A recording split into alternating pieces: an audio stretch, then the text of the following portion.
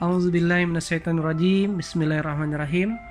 Assalamualaikum warahmatullahi wabarakatuh. Qala rabbi shrah li sadri wa yassir li amri walul uqdatam min lisani yafqahu qawli. Marhaban ya Ramadan. Selamat datang bulan suci yang penuh berkah. Mohon maaf lahir dan batin, taqabbalallahu minkum minkum taqabbal ya karim. Buat seluruh sahabat sekelap rezeki, alhamdulillah atas izin Allah saya bisa diizinkan untuk bisa share lagi. Semoga di bulan suci yang penuh berkah ini, di bulan Ramadan ini, teman-teman semua, sahabat semua juga mendapatkan kemuliaan dan keberkahan di bulan ini. Bulan yang penuh rahmat, bulan yang penuh ampunan, dan bulan yang penuh dengan rezeki dan kebaikan. Baik, tak terasa satu pekan mungkin saya kemarin atas izin Allah disibukkan dengan beberapa hal ya kan, jadi belum bisa konsentrasi. Malam hari ini saya share izin untuk datang kembali bersama kawan-kawan semuanya. Teman-teman semua yang rahmati Allah, alhamdulillah tak terasa sudah hampir 10 audio yang saya sharingkan. Dan kalau teman-teman cermati dari pertama sampai yang terakhir kemarin, itu kental sekali tentang fundamental rezeki. Tentang kalau bahasa saya itu kayak gini, ibarat orang mau diet itu sebelum minum suplemen detox dulu, buangin racun biar usus-ususnya, pencernaannya jadi bersih, sehingga ketika mengkonsumsi atau suplemen vitamin itu diserap dengan sempurna. Nah, sama dengan kita mengharapkan mendapatkan rezeki yang lebih baik, langkah yang terpenting adalah membuang dulu detox rezeki, hal-hal yang menghambat tentang rezeki kita, yang sejatinya yang membuat rezeki kita jadi sempit, dan yang kedua yang membuat rezeki kita tertahan oleh Allah. Nah, maka kalau kawan-kawan sudah praktekkan, kuncinya adalah dengan pertobatan. Nah, ini baru mulai fase scale up, fase pertama. Nah, 3 tahun terakhir ini saya setiap pekan keliling Indonesia membersamai, menjumpai sahabat-sahabat yang hijrah. Berangkat dari pengalaman saya pribadi waktu itu, kawan-kawan. Jadi waktu itu guru saya dalam perjalanannya mengajarkan tentang satu surah di Quran, tepatnya di surah Fatir, surah ke-35 ayat ke-29. Nah, kalau kawan-kawan ada Quran, silakan diambil, dilihat ya, surah ke-35, surah Fatir lebih tepatnya, ayat ke-29. Di mana Allah berfirman, A'udzubillahi minasyaitonirrajim, Bismillahirrahmanirrahim. Innal ladzina yatsluna kitaballah wa aqamus shalah wa anfaqu mimma razaqnahum sirran wa alaniyatan yarjuna tijaratan lan tabur. Nah, ayat ini kalau saya bilang sesuai dengan ayat yang ditulis guru saya Kiai Lukman, ayat mustahil miskin. Nah, awalnya orang nggak paham, ini kok slogan, judul modul, judul materi sombong banget, mustahil miskin. Padahal Allah yang berfirman, di mana artinya innal ladzina yatluna kitaballah, sesungguhnya orang-orang yang selalu membaca kitab Allah, yaitu Al-Quran. Wa aqamus shalah, melaksanakan sholat. Wa anfaqu mimma razaqnahum sirran wa alaniyah, dan menginfakkan sebagian rezeki yang kami anugerahkan kepadanya dengan diam-diam dan terang-terang. Nah, yarjuna tijaratan lan tabur, mereka mengharapkan perniagaan yang tidak akan merugi. Atas izin Allah, di fase-fase saya sama guru saya dalam fase tidak nyaman waktu itu, kami benar-benar praktekin. Jadi perintahnya kan adalah selalu baca kitab Allah. Berarti bukan hanya sekedar baca Yasin setiap pekan atau Al-Kahfi setiap pekan. Bukan hanya sekedar setahun, apalagi setahun sekali, tapi selalu. Berarti kalau selalu, setiap saat ya, bisa jadi setiap waktu, setiap hari. Syukur-syukur setiap 5 waktu membersamai baca Quran.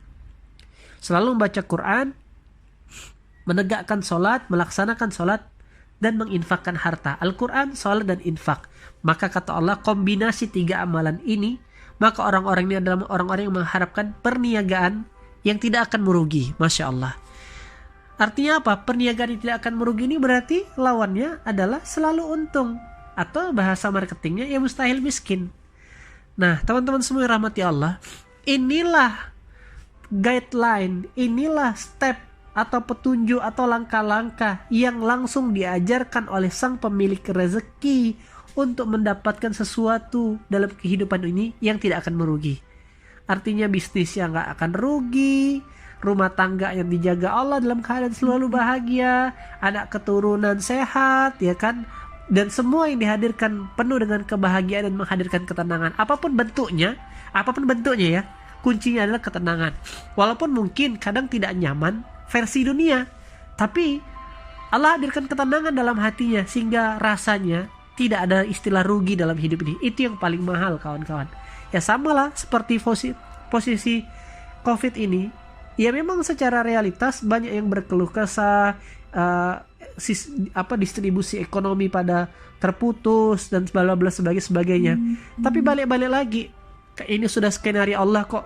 Di surah Al-Baqarah ayat 155 Allah berfirman bahwasanya pasti kami akan menguji. Kan pasti. Kata-kata pasti jelas di situ. Kami akan menguji setiap di antara kamu, kata Allah, dengan kesusahan, kelaparan, ketakutan. Nah, inilah bagiannya. Nah, maka dan sampaikanlah kabar gembira bagi orang-orang yang sabar. Siapa itu? Orang yang berkata innalillahi wa inna ilaihi raji'un. Nah, artinya apa maksudnya? Iya, memang secara realitas kondisi ini tidak enak. Lantas kita mau ikutan memaksakan pikiran kita untuk juga sangat tidak enak, rugi kalau saya bilang. Maka saya justru mempraktekkan surah Quran, surah Ibrahim, la in sakartum la azidannakum. Bersyukur ya Allah, saya masih punya banyak waktu untuk baca Quran.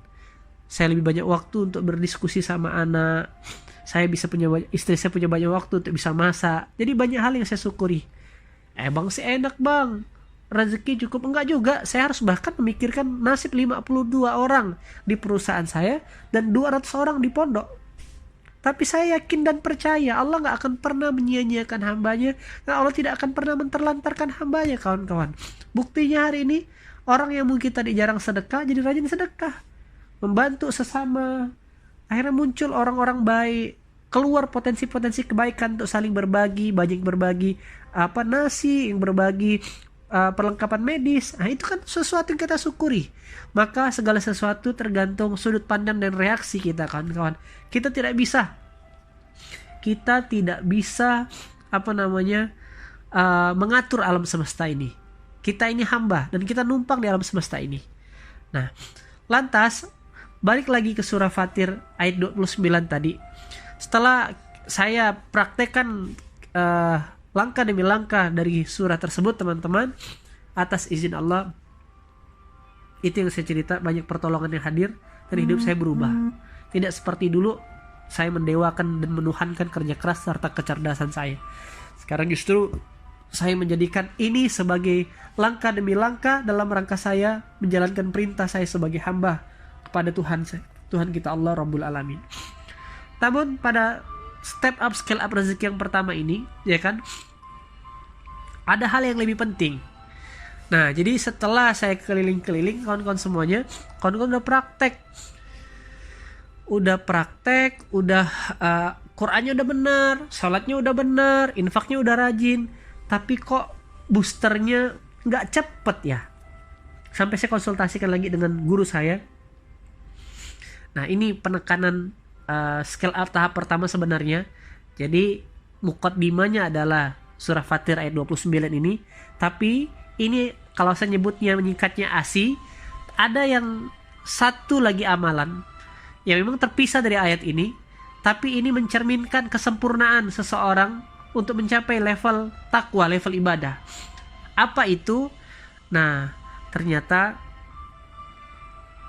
saya tambahkan kata-kata ber di depan asi. Jadi enaknya berdasi. Apa itu kata-kata BRD, berdasi? Yaitu biru walidain. Nah, ini tahap pertama setelah kawan-kawan tobat, memohon ampunan kepada Allah. Karena tingkat level manusia yang terbaik itu ketika dia punya tingkat tauhid, berkeyakinan kepada Tuhannya, berkeyakinan bahwa semuanya punya Allah, dari Allah dan untuk Allah. Nah, setelah level berkeyakinan bertauhidkan Allah, nah maka keyakinan yang kedua adalah biru walidain, yaitu memuliakan orang tua, teman-teman semua. Nah, ini yang banyak orang lupa. Rasulullah pernah bersabda, bermasalahlah kehidupan anak Adam ketika ia bermasalah dengan orang tuanya. Maka di hadis yang lain, kalau mau ngelihat ridhonya Allah, itu ada di ridhonya orang tua. Dan kalau mau ngelihat murkanya Allah, itu ada di murkanya orang tua, kawan-kawan. Bahkan Allah berfirman kan di surah Al-Isra ayat ke-23. Nah, teman-teman buka di surah Al-Isra surah ke-17 ayat ke-23. Nah, ini jelas sekali perintahnya kita, perintah untuk perintah untuk biru walidain. Nah, sebentar sambil saya buka juga ya, biar saya detail baca artinya. Nah, dan Tuhanmu telah memerintahkan kamu agar jangan menyembah selain Allah, perintahnya. Oke, perintahnya jangan menyembah selain Allah. Wa qada rabbuka alla ta'budu illa iyyahu. Langsung disambut dengan wabil walidaini ihsana, dan hendaklah kamu berbuat yang baik kepada ibu bapak. Jadi dari ayat bertauhidkan, menyembah yang jangan menyembah selain Allah, langsung ditambahkan pakai menggunakan kata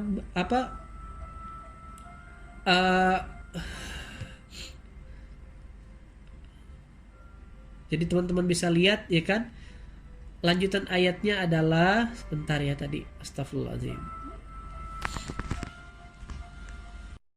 pakai wabil walidaini, bukan hanya walidaini. Arti ini penekanannya dalam sekali, kawan-kawan, ya kan, dimana wabil walidaini ini adalah punya perintah yang jelas, ya kan, artinya walaupun bukan setara sama Allah, tapi perintah syariatnya sama pentingnya memuliakan, mengesahkan Allah, dan penting sekali untuk memuliakan orang tua kita. Dan di situ ditegaskan, lanjutkan ada ayatnya adalah, jika salah seorang di antara keduanya atau keduanya sampai usia lanjut, maka sekali-kali janganlah kamu mengatakan kepada mereka, pada keduanya perkataan dan jangan engkau membentak keduanya dan ucapkan kepada keduanya perkataan yang baik. Ayat lanjutannya, dan rendahkanlah dirimu terhadap keduanya dengan penuh kasih sayang, dan ucapkanlah, wahai Tuhanku, sayangilah keduanya sebagaimana mereka berdua telah mendidik aku pada waktu kecil. Kawan-kawan semua yang rahmati Allah. Nah, jadi pada malam hari ini saya ingin teman-teman, mumpung bulan suci Ramadan, mumpung segala pintu kebaikan dicatat sama Allah, jadi yang betul-betul mengharap scale up rezeki, coba deh praktekkan berdasi ini. Tapi startingnya adalah sambil kawan-kawan upgrade pintu-pintu yang lain, Al-Quran, sholat, dan infak, jangan lupa upgrading pintu orang tua. Lakukan hal-hal kecil, ya kan? Lakukan hal yang belum teman-teman mungkin tahun lalu nggak lakukan. Orang tua itu bukan persoalan materi, tapi sebenarnya urusannya adalah kepedulian. Saya selama COVID ini, atas izin Allah, yang tadinya dulu paling bisanya sepekan sekali silaturahmi ke rumah orang tua, nah ini karena momen ini bisa sepekan, bisa 4 sampai 5 kali saya silaturahmi. Saya pengen betul-betul merasakan ternyata benar ridhonya orang tua itu membuat banyak keajaiban. Satu contoh, kawan-kawan, jadi di audio kali ini saya bahas framingnya dulu, ya kan. Satu contoh yang jelas sekali, Rasulullah pernah memerintahkan Umar bin Khattab, jika ke Yaman, maka carilah seseorang yang bernama Uwais Al-Qarni dan mintalah doa kepadanya. Nah, artinya sampai Umar tuh bingung siapa Uwais Al-Qarni. Bahkan orang-orang Yaman pun nggak tahu siapa Uwais. Ini Uwais ini hidup di zamannya Rasulullah. Namun ternyata Uwais ini adalah seorang anak muda yang tidak terkenal di dunia, tapi langit menghebohkan akan dirinya. Kenapa? Karena Uwais meletakkan orang tua pada posisinya di atas kepalanya. Itu yang membuat Allah terkagum-kagum. Dan kisah Uwais ini sengaja Allah pilihkan, Allah takdirkan skenario-nya sebagai ibroh buat kita. Teman-teman semua, lebih detail nanti saya akan lanjutkan di audio kedua, di audio berikutnya tentang birrul walidain. Tapi pada prinsipnya malam hari ini saya mau sampaikan kerangkanya, petanya untuk mulai scale up tahap kedua. Setelah pondasi sudah dengan taubat, kita bangun tiangnya dengan berdasi. Birrul walidain, Al-Quran, salat, infak. Bukan kata saya, tapi ini kata Allah di Quran. Banyak perintahnya. Persoalannya kon yakin apa enggak? Itu aja masalahnya. Nah, mumpung bulan Ramadan, coba tes praktekkan ini dengan energi, dengan tindakan 2 kali lipat atau 10 kali lipat dengan tindakan yang belum pernah kau lakukan sebelumnya, dan lihat hasilnya. Oke? Sudah banyak yang membuktikan, kini giliran teman-teman semua merasakan sensasi. Apalagi betul janji Allah nih, COVID. Kawan-kawan gak kemana-mana, misalkan work from home, atau stay at home, atau pray at home, beribadah dari rumah. Lihatlah benar janji Allah itulah, rezeki tidak akan pernah ketukar. Kita memang tidak pernah tahu di mana rezeki kita, teman-teman. Tapi yakinlah demi Allah, rezeki kita tahu di mana kita. Buktinya hari ini kita masih bisa dengar handphone ini. Buktinya hari ini kita mungkin masih bisa minum dengan es yang segar di saat buka puasa tadi. Kita masih bisa makan, padahal orang sudah berteriak-teriak, ya kan, distribusi mati. Tapi percayalah, ada 1 juta skenario-nya Allah. Begitu teman-teman semua, 4 poin ini catat sebagai rumus dasar untuk bangun tiang scale up rezeki. Selamat praktek, sampai jumpa di audio berikutnya. Assalamualaikum warahmatullahi wabarakatuh.